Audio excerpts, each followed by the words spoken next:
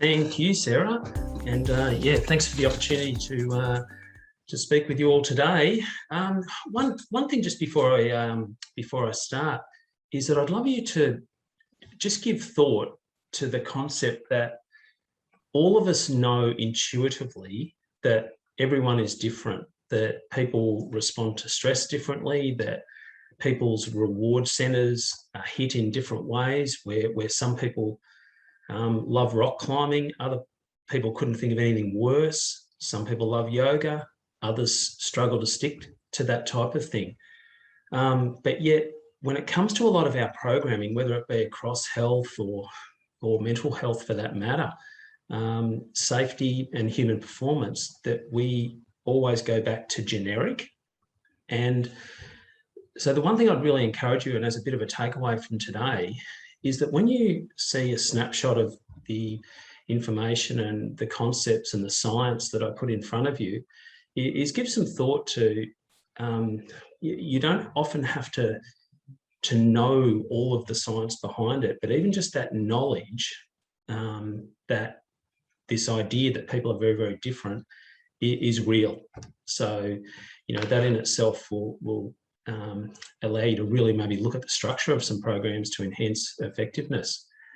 So just a little bit about us. The key areas that we work across, health and wellness, injury prevention and ergonomics, mental health, mental fitness.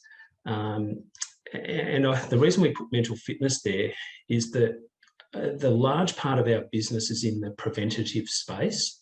And within a lot of programs, we create preventative initiatives that triage into treatment. Whereas sometimes, within a lot of workplace health settings, it's all about almost waiting for the problem to occur, and then we're actually trying to deal with it, treat it, or mitigate it. And a lot of what I show you today will be a mix of things that we also include in executive health and leadership programs.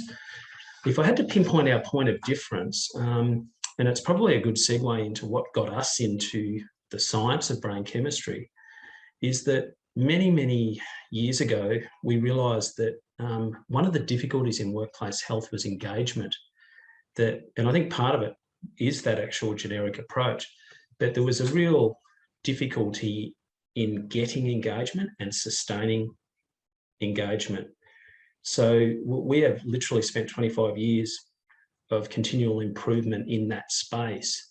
And the good news is that if you get the structure of things right, you can get incredibly high levels of engagement, and you can translate that into behavioural changes and positive impact against risks, whether they be health or injury prevention, or in this whole mental health space.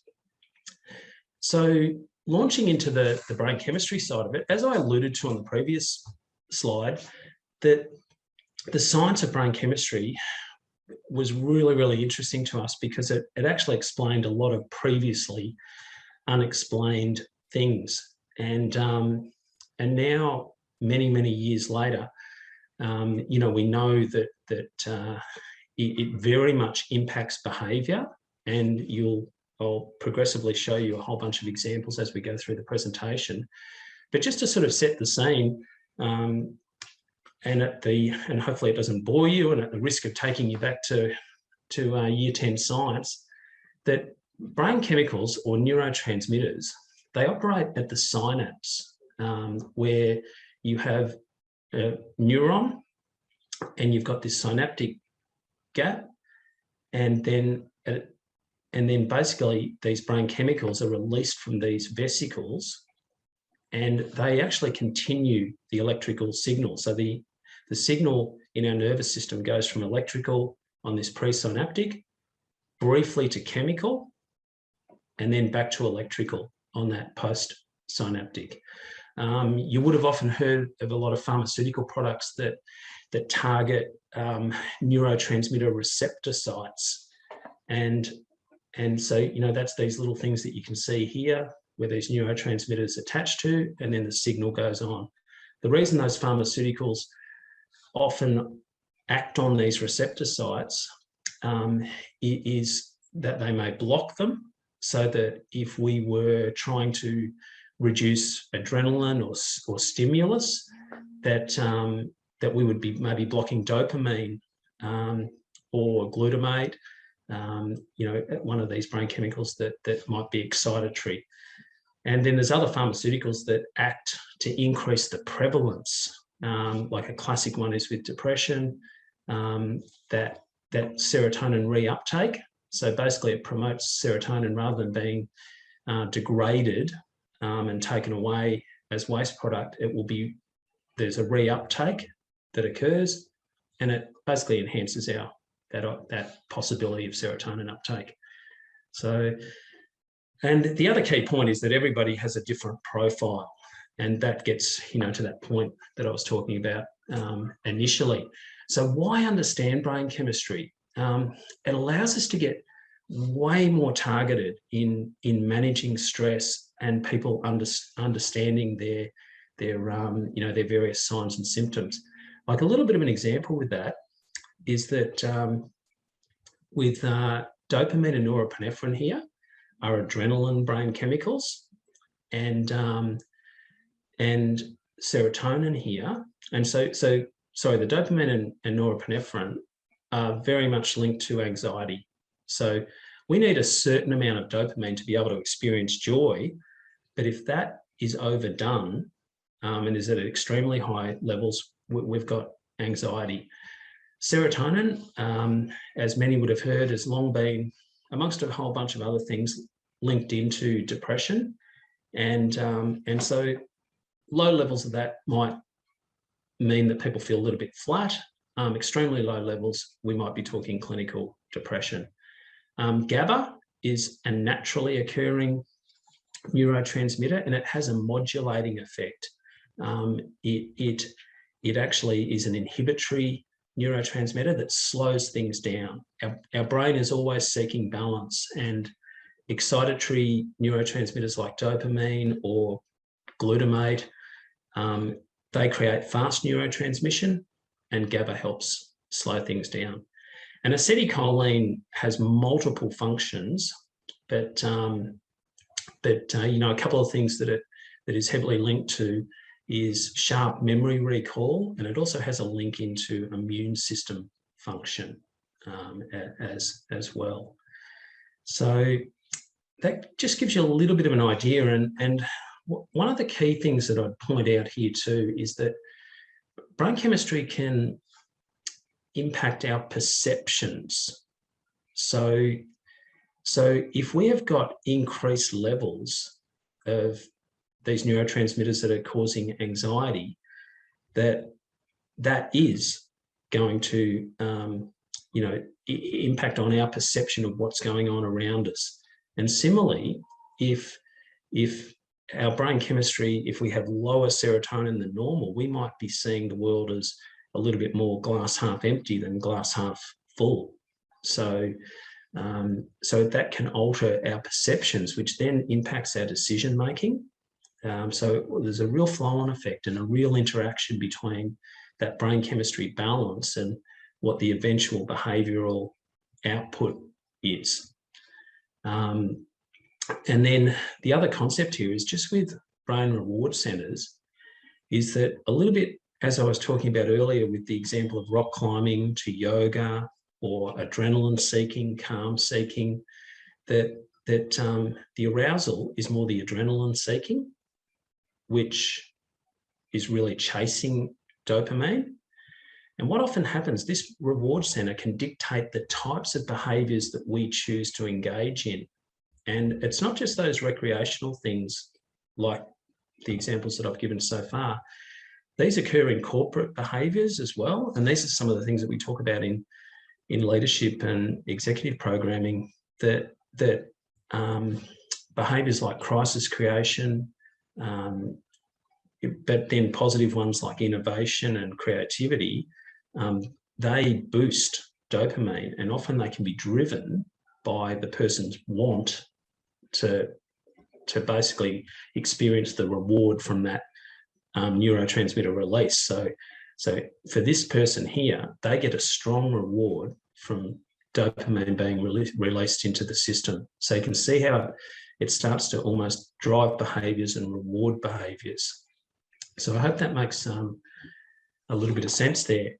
And even just that fact around sort of improving interactions and better understanding others is that it can become, you think of cohesive relationships between teams within the corporate arena, and even just understanding, as a team leader, that your people can be inherently different. That if I've got on these reward centres someone with a real leaning towards calm seeking or satiation, so if that was the opposite to that profile, that they are going to respond to a given situation very differently to the person who's the adrenaline seeker.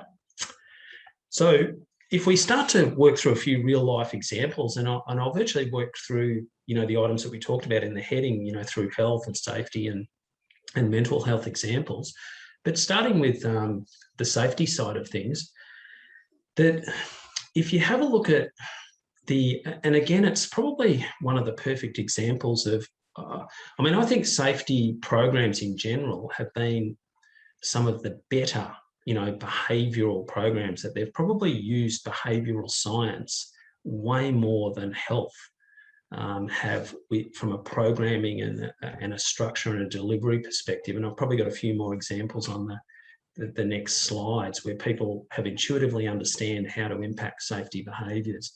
But this first slide probably just challenges your thinking a little bit, is that if you think about the things that we've talked about on the first couple of slides, and we look at these issues on the right-hand side here, if I talked about scattered thoughts, poor focus, distorted perceptions, whether you're an adrenaline seeker or a calm seeker, and something we haven't touched on yet, compensatory behaviours, which I'll get to, that these can all be impacted by brain chemistry balance and by individual reward centres. And that is obviously going to hugely affect choices and safety behaviours, and hence the graphic about, about which road a person might end up down. And, so often you see it in safety reviews where people just can't understand why something happened. And this at least goes part the way to explaining, some of the unexplainable, that if we have high levels of these adrenal brain chemicals, that equals scattered thoughts and poor focus. Because if you think about it, high levels of those brain chemicals equals fast neurotransmission, and basically the neurotransmission is going really, really quickly to a point that a person finds it hard to focus, hard to concentrate. If we look at the opposite end of the spectrum with low serotonin, if that serotonin is at an extremely low level, we can actually end up with scattered thoughts and poor focus for the opposite reason, that neurotransmission is really slow and the person is struggling to respond quickly, to a given situation. If I bounce it over to the reward centre side of things, that with this particular person, there's most of us are at balance between adrenaline seeking and calm seeking, and so that's just like a given across the population. But on this particular scale and with this particular tool, that if it's a 3 or greater difference, that's regarded as significant. If it's a 2 or greater difference, it's regarded as moderate. And if it's 1 or 0, that is an out and out, sort of mixed reward centre. But with this person, so they're a dominant adrenaline seeker. So what that actually means is that in their everyday life, they are driven to chase behaviours that will increase dopamine, because they physiologically get a reward. They feel good from the behaviour and the brain reward that they get from the behaviour. So that those vesicles that I saw before releasing dopamine into the synapse, and then that hitting the receptor at the other side, and the message that that sends on, that creates a reward for the person.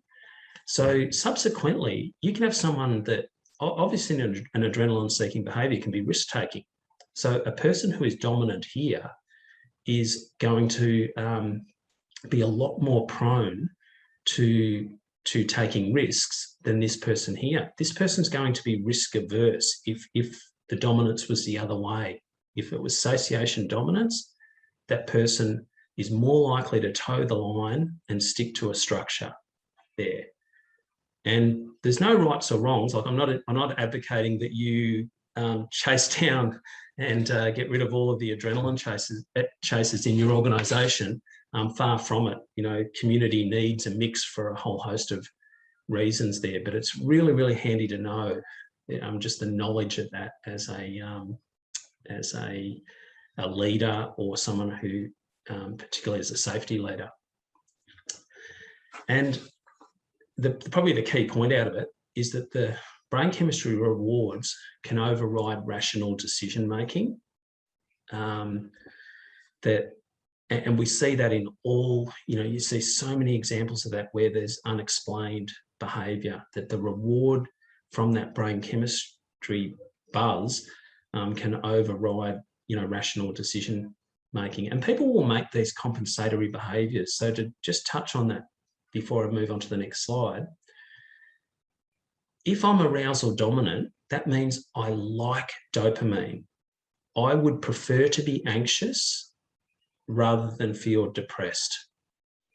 So the enemy to me is any depressive or flat feelings.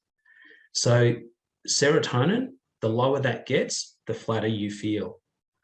So to this particular person, that is the enemy. And often people have compensatory behaviours that I will go and engage in risk-taking or crisis creation, etc.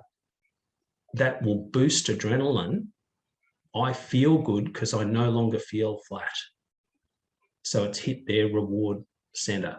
I hope that makes sense, but it's really, really interesting if we consider it in a safety context and how these things can impact decision making that people make on a daily basis.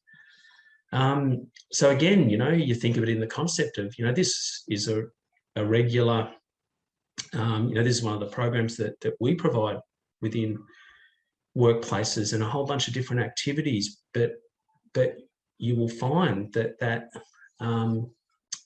the concentration or the actual way, it's one thing educating people, but really, really invaluable if they can understand how they are driven.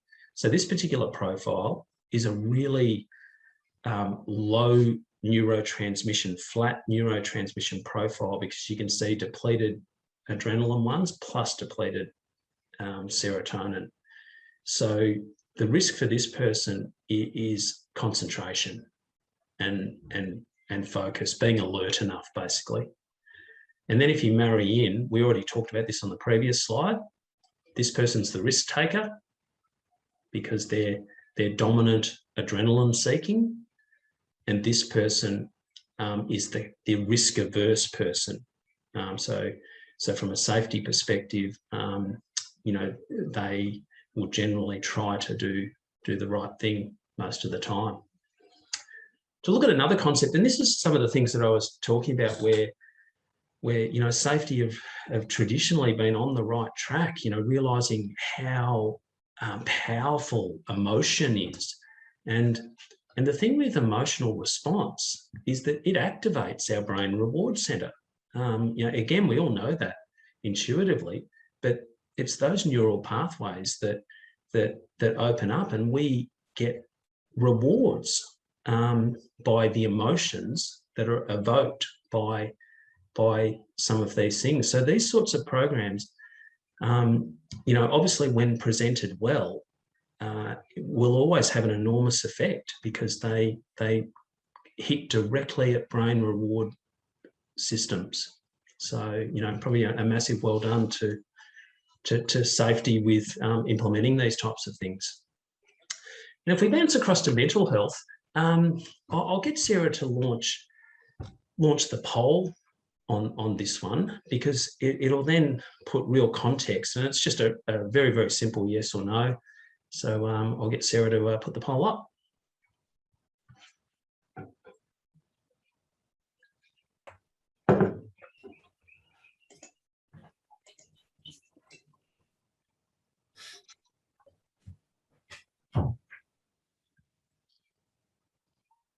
Okay, almost most people have nearly answered, so I'll just let it go for a few more seconds, Greg.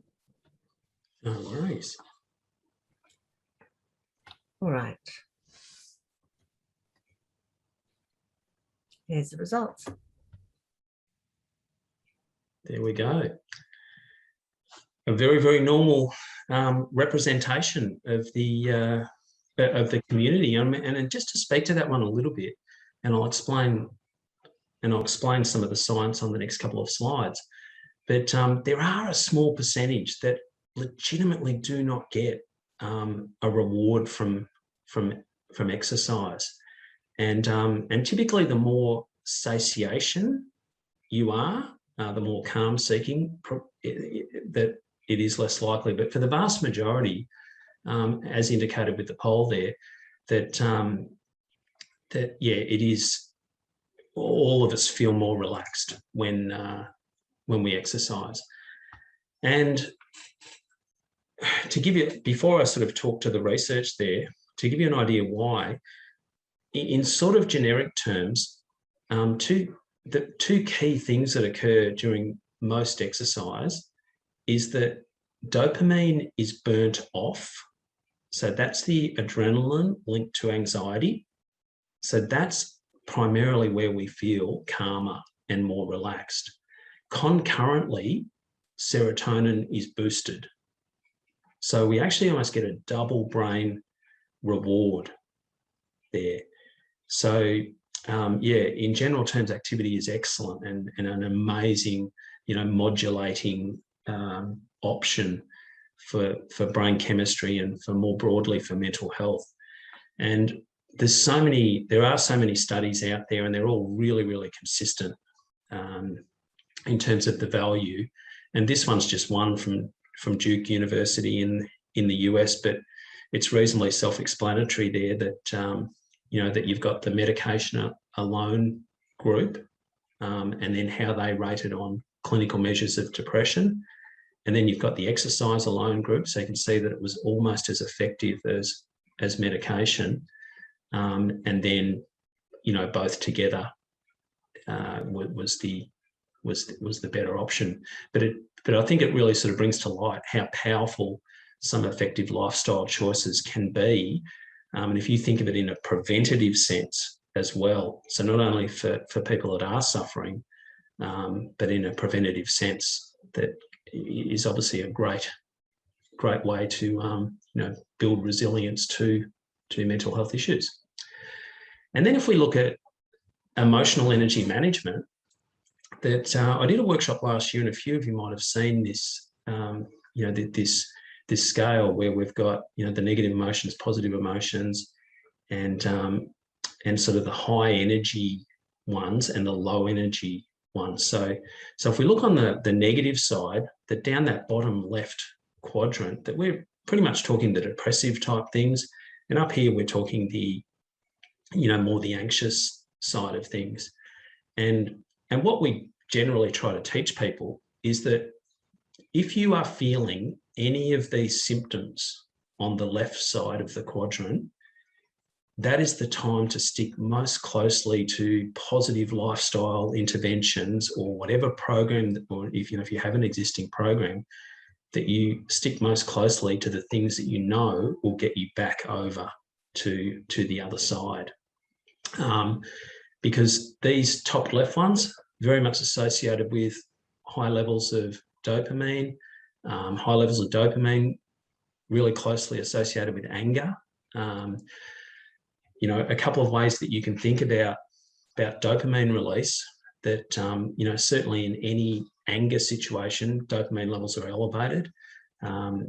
If you get cut off in your car, that feeling of heightened awareness is a dopamine release to the brain. So it's all linked into that fight-flight process, allowing you to better deal with the given situation. And these feelings in that bottom left are very much associated with depleted levels of serotonin or the similar symptoms there. So in terms of like just having a look at a few different examples of optimizing brain chemistry for improved health and performance, that I won't go into huge detail with these because a lot of them can be extended, talks by themselves. But just to give you a few ideas that you'll probably relate to, is that so many of us reach for a coffee first thing in the morning. Within 30 minutes, caffeine will boost dopamine levels. Similarly, energy drinks, because of the high levels of caffeine and guarana, will also increase dopamine. And a lot have probably come across, some of the media where it's talked about that, a lot of the energy drinks being linked to heart palpitations because it's literally increased brain chemistry to a level that has prompted that.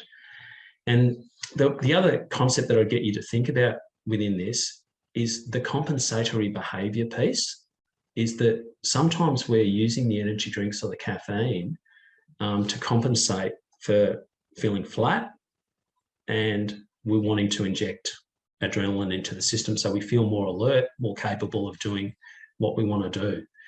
But a really good consideration is to, get to the root cause of whether it's sleep, whether it's some of those other lifestyle factors that can actually have a positive impact as well. And so, so moving on to the next one. So one of the things with acetylcholine, I mentioned it before, and basically the way that operates is that if you think of, I'll often ask an audience of how many people have been on a vacation or a holiday and have got sick.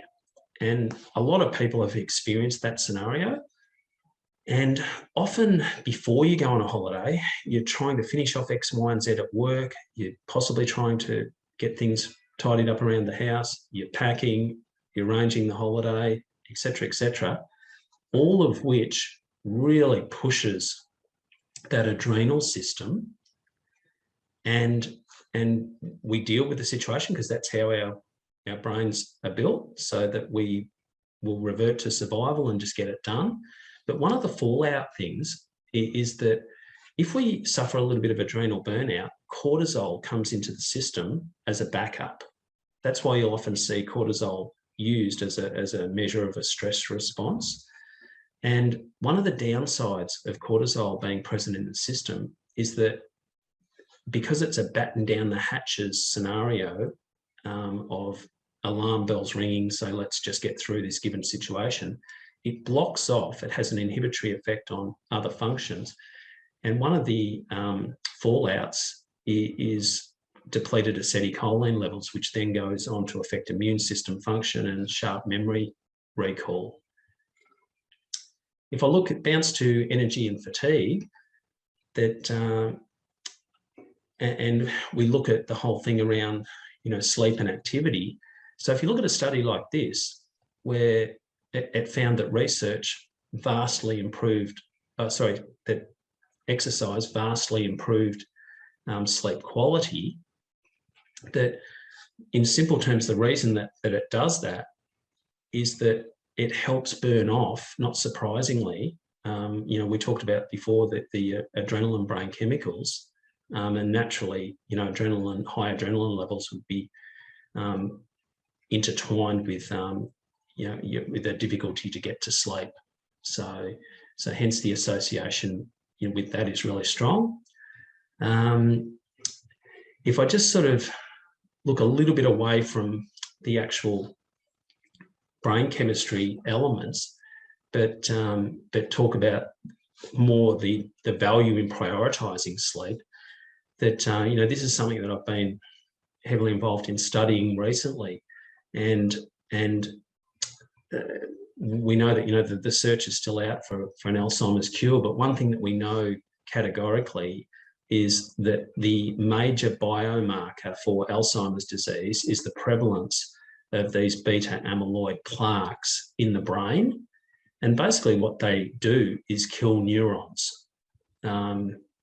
So hence that when they, you know, look at brain profiles and brain imaging post-mortem, that you will see large sections of the brain, and particularly around the working memory areas, that have atrophied. So it's actually lost tissue mass in those areas.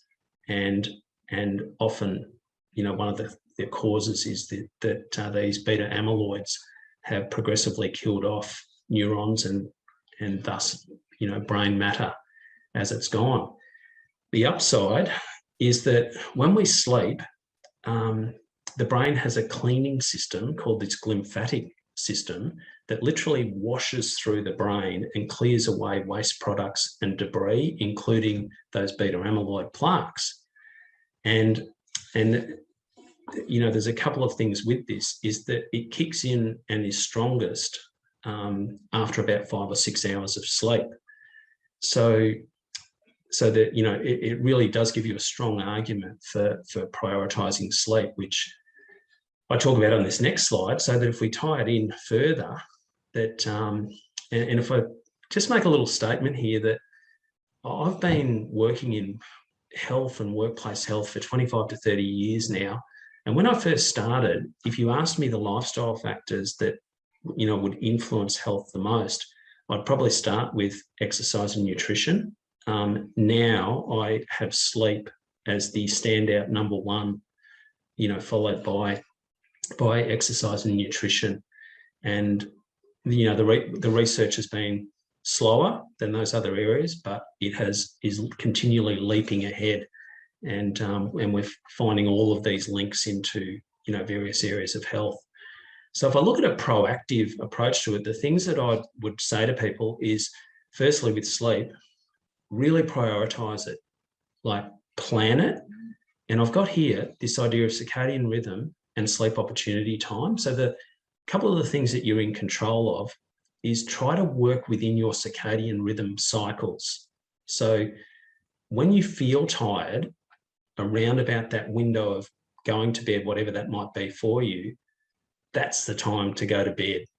Because if you miss that, the next opportunity in the circadian cycle will be approximately 2 hours later. So 90 minutes to 2 hours later. And so grabbing that opportunity when it's there, because that will impact your sleep opportunity time. And so that's the bit that you want to look at, is give yourself that opportunity to get that 8 hours sleep. And then prior to all this, what are the things that you can do to set yourself up for success? The exercise, you know, will decrease those adrenaline brain chemicals and start to relax your brain. Same with caffeine intake, screen time, and even your thoughts and relaxation. Is that obviously, you know, the more relaxed you are come sleep time, you know, the better your chances of getting off to sleep there. So I thought I'd show you a couple of case studies, because it probably brings it to life. So a few case studies. I've got one for you from the corporate world, and I've got one for you from elite sport, which hopefully are of interest. And I'm hoping with some of that prelude that it will make a little bit more sense, because this is an incredibly in-depth and topic. So this particular person here, what you can see over here is that they are a dominant adrenaline seeker. So you remember the things that I've talked are associated with that. That means that they are very comfortable with high levels of adrenaline in the system, but really uncomfortable with low serotonin.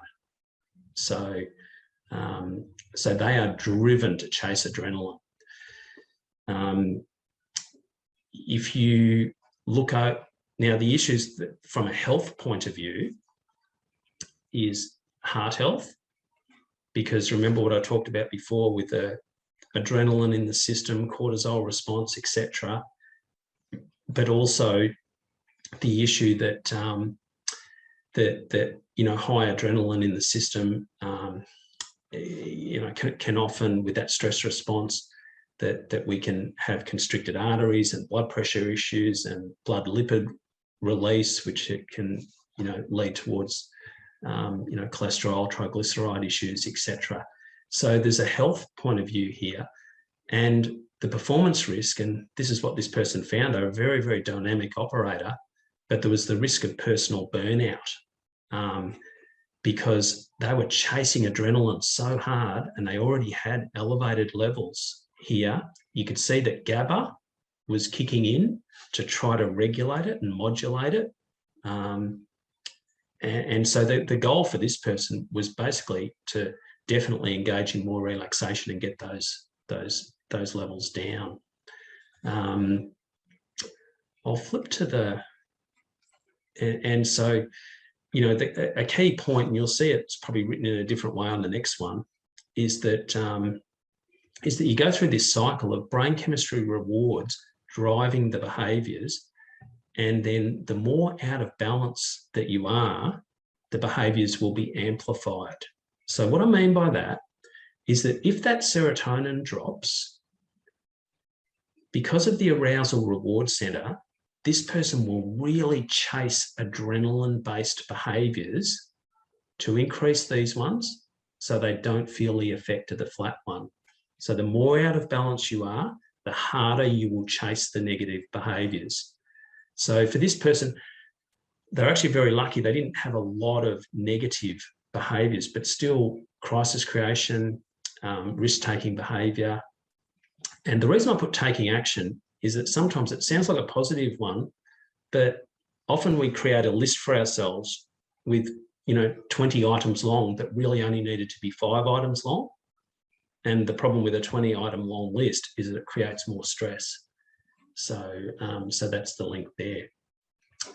If I give you a look at from the elite sport area,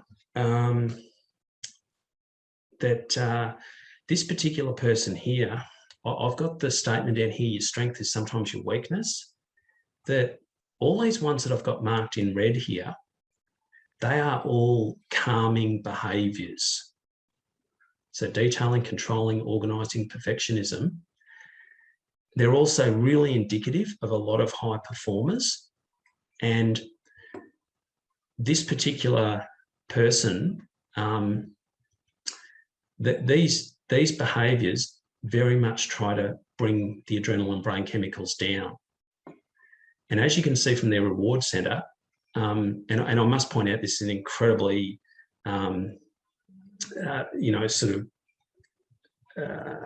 pointy end of the scale. So it's a pretty extreme example of it. And they've got a massive difference. So they really prefer calm. And their sport, being AFL, is obviously an incredibly adrenaline-driven sport, but you can see that they prefer calm. So these guys here are the enemy. So it's no surprise that this person had diagnosed anxiety. So the goal here was to actually decrease these to a comfortable level, which then means that they don't have to engage in these behaviours as vigorously and as aggressively as they would normally. So the strength and weakness part is that this person became and still is one of the very, very best players playing the sport, but the risk was burnout if they didn't get this under control. So that made them great because they chased perfectionism, but it eventually became a weakness, because you can't control it enough, or the drive is too strong and can really, really disrupt you here. So I'm pleased to say that they are now down, at a really controllable level and virtually anxiety-free, which is very pleasing. So I put this slide in because, and I'll relate it back to these behaviours, is that we all have these behaviours. Now, a lot of you in the corporate world may have come across them with tools like 360-degree feedback, etc. But and there'd be a range of other tools similar to the one that I've shown you some output from today. But if you don't have that ability, what I'd encourage you to do is ask your partner, ask trusted friends, ask trusted colleagues, so that you can actually create some better awareness around what are your natural tendency behaviours under stress, because often they can be the things that are derailing you, so that when you might be doing positive lifestyle things to feel better, but then you go back to the same behaviours that are putting you out of balance. So I hope that makes sense. So it's so valuable if you can be concurrently addressing these behaviours that might be keeping you out of balance while you're actually doing the lifestyle factors with it. And I thought I'd touch on the working from home because it's so relevant with COVID, and probably the challenges and decisions that workplaces will have to make in the coming period. And I know many workplaces have been fantastic and have been incredibly proactive with surveying employees about their preferences. But one word of caution is a little bit like the trends from those two case studies that I showed you, is that sometimes what feels good to you isn't actually the best thing for you. So, people dependent on their profile will lean a particular way.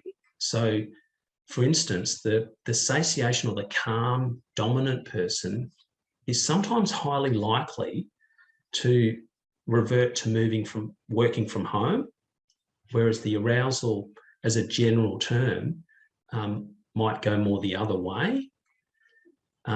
If there is a little bit of anxiety present, that can also influence people's decisions as well.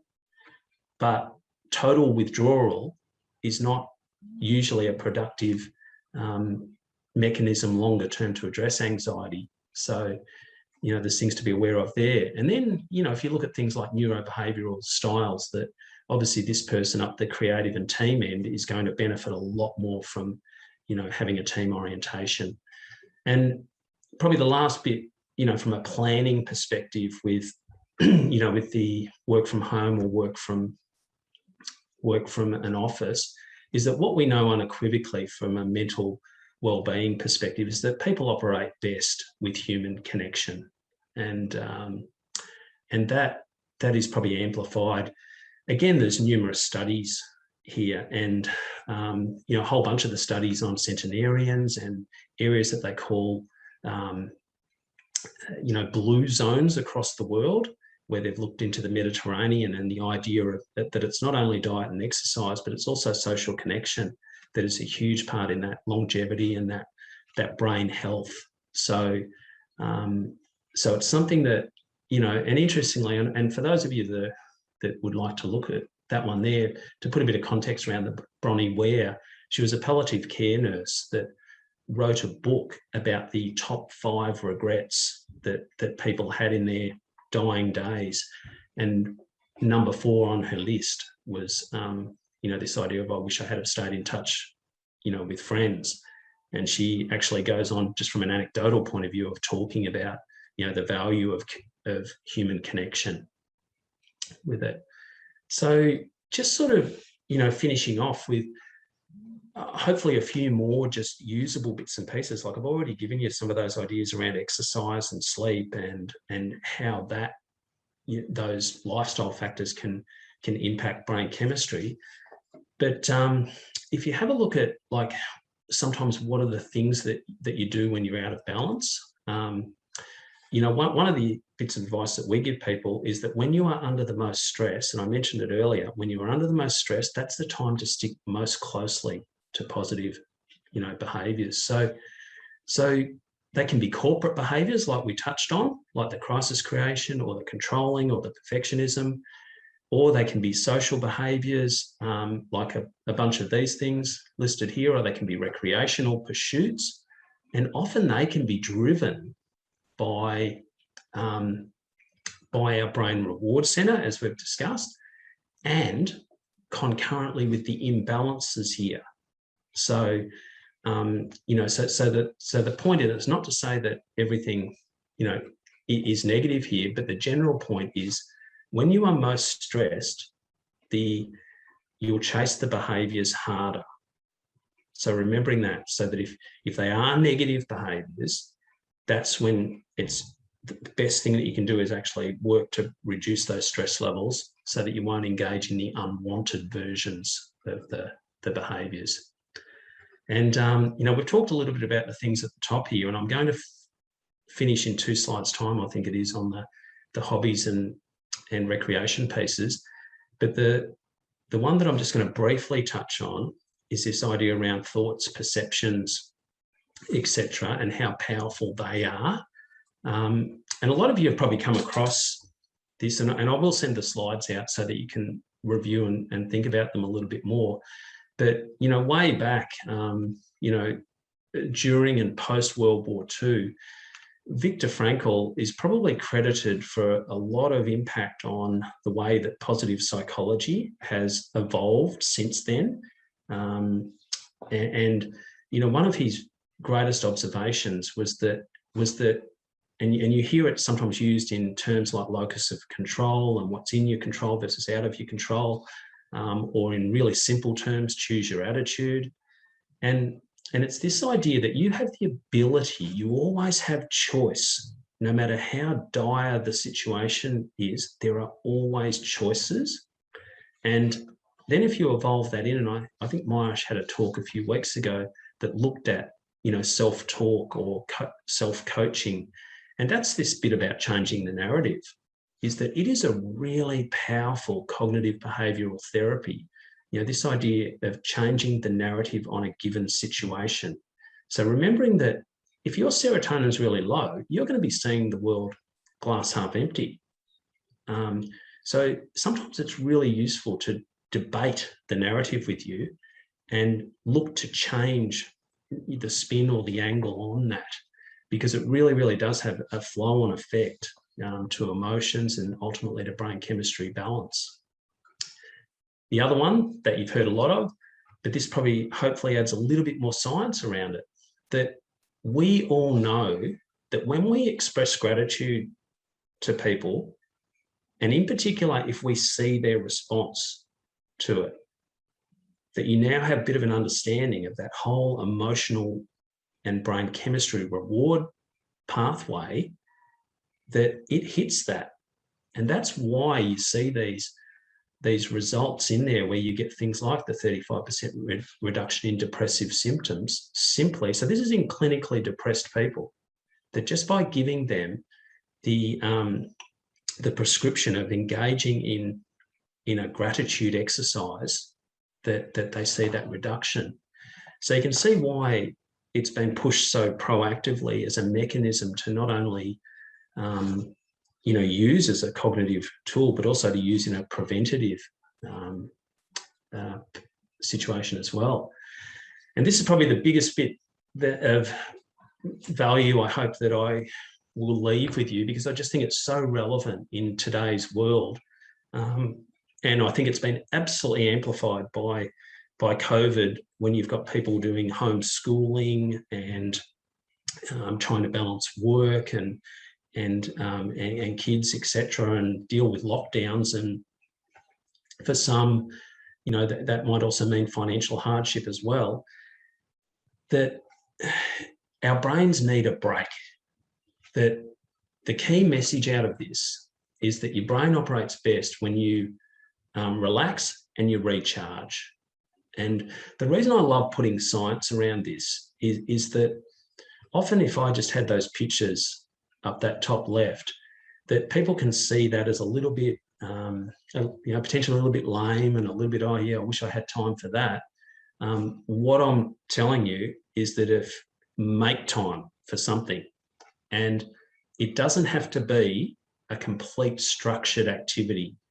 It can just be a little thing, like as tiny as getting out for a 5 or 10 minute walk around a park during a lunch break, or instead of eating your lunch inside, heading down to the local park or a nice area to eat it. You know, all of these things, they have this regulatory effect and modulating effect on these anxiety-driven brain chemicals and the depressive ones. Being outdoors is one of the best things you can do for serotonin levels. So and the key point over here that I've got with the synaptic plasticity, and this is really interesting, because if you try and balance out the concept of use it or lose it, that the idea of that is that if we are challenging ourselves, we have synaptic plasticity occurring. So these, you know, these neurons are firing and they're strengthening. Every time they fire, because our body will biologically adapt, those neurons strengthen and that connection is strengthened. So you know, that's the value in the using it. But there is a cutoff point. What they've found, and there's a school of thought and there's a really strong body of evidence emerging about this synaptic saturation, that if we overdo it and don't give our brains an appropriate break, that we risk this saturation and basically impaired learning and impaired synaptic plasticity. So the science is really strongly supporting this idea of making sure that you get that rewire and recharge occurring. So I know I covered a lot there, but I hope I've given you a few ideas and certainly maybe a few things just to provoke some thought, and with a bit of luck, some things that'll be valuable for you personally, but also valuable in potential you know, programming structure. Yes, Greg, that was great. I haven't got any questions just yet, and we have only got a couple of minutes because I know you have got another appointment, but just some feedback in the chat from Alex. He said he loves these sessions, especially as a safety trainer and consultant, that they're engaging the emotions is vital for safety, culture change. And another one from Campbell saying, terrific presentation, looking forward to receiving the slideshow. Best wishes for the future. Yeah, lots of great feedback. So just waiting for a question, but we will put Greg's contact details in the email later today for his website, and if you have any questions for him, and we will send the slides. So Mary said, terrific, she's off for a walk. Good on you, Mary. Yeah, the feedback is really, really good. All right. Okay, so with that, thanks a lot, Greg. I think hopefully we'll be able to have you back sometime, if not before the end of the year, next year. So that was really good. Thank you, everyone. Okay. No problem. Thanks, Sarah. Thanks, everyone. Thanks. Bye.